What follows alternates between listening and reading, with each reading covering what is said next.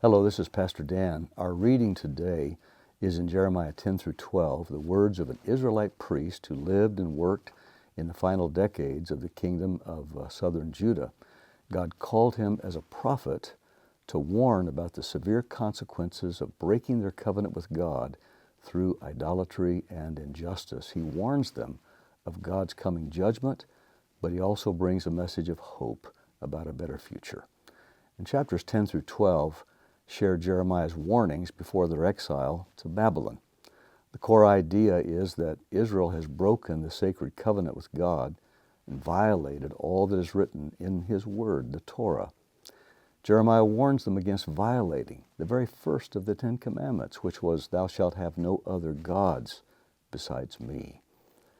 Other nations, he says, listen to the stars instead of God. They even make powerless, graven images and worship them rather than the one true God. So this morning, would you pause with me for a moment and let's ask ourselves, what about us? Are we guilty of allowing substitutes to take God's first place in our lives? It's really easy to do, isn't it? We can put our pleasures first or our work first, the multitude of distractions that come into our lives. In Jeremiah 10:5, he says, "All other gods are like a helpless, powerless scarecrow in a garden." What a picture, huh? And verse 6 declares, "There's no one like our God. His name is great and full of power." Not a bad truth for us to ponder and ponder deeply. So whatever we're facing, no matter the problems or challenges, let's remember our God is the one who's all-powerful. Verse 12 says, "He alone has made the earth by His power, and He preserves it by His wisdom. He has stretched out the heavens by His understanding."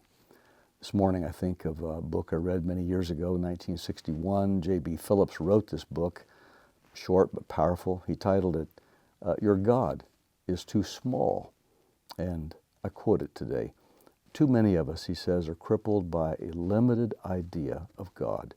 We must remember our God is in charge of the whole mystery of life and even death.